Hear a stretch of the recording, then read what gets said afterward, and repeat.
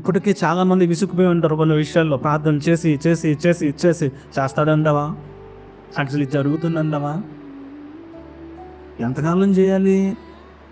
ఈ విసుగుదల నీలోనికి వచ్చినప్పుడు దేవుడు నీలో ఉన్న లోపాలు ఇది సరి చేసుకో, ఇది బలహీనంగా ఉంది, ఇది మార్చుకో, దాని మీద ఫోకస్ ఉండదు. మన లోపాలు ఎత్తి చూపిస్తున్నప్పుడు ఆ లోపం మీద మన దృష్టి ఉండదు. మనకు కావలసిన కార్యం మీదే ఉంటుంది దృష్టి.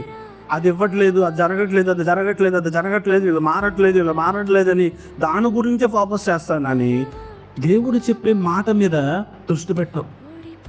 దేవుడేమో మనల్ని సరిచేయాలి అని, మన హృదయాన్ని అర్థంలాగా మార్చాలని ఆయన ప్రయాసపడతాడు. ఆయన స్వరూపంలోకి మనం రావాలి అని ఆయన ఇష్టపడుతూ ఉంటాడు. కొన్ని విషయాల్లో దేవుడు కావాలనే ఆలస్యం చేస్తూ ఉంటాడు. ఆలస్యం చేస్తున్నాడంటే దాని అర్థం ఏంటో తెలుసా? మనల్ని సిద్ధం చేస్తున్నాడు.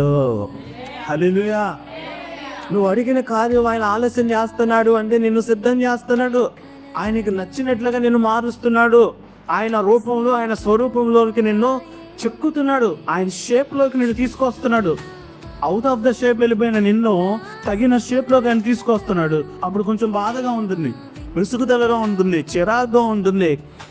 కానీ మన హృదయంలో ఉండాల్సింది ఏంటంటే, ఆలస్యం అయ్యే కొద్దీ ఆయన నన్ను సిద్ధం చేస్తున్నాడు, ఆయన రూపంలో నన్ను మారుస్తున్నాడు అని కంటిన్యూటీ ఉండాలి. అన్న ఏముండాలి? కొనసాగింపు ఉండాలి. వదిలేయకూడదు.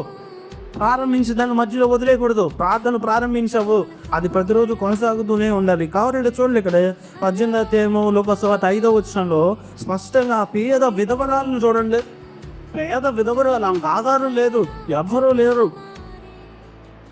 ఆ వెళుద్ది ఎవరి దగ్గరకు తెలుసా? అన్యాయస్తుడైన న్యాయాధిపతి కూడా విసుగు వల్ల న్యాయం చేశాడు. అక్కడ ఆమె విసిగించే విసుగు వల్ల అన్యాయస్తుడైన న్యాయాధిపతి కూడా ఆ పేద విధవరాలికి న్యాయం చేస్తే, మరి న్యాయము కలిగిన దేవుడు తన పిల్లలకు న్యాయం చేయడా?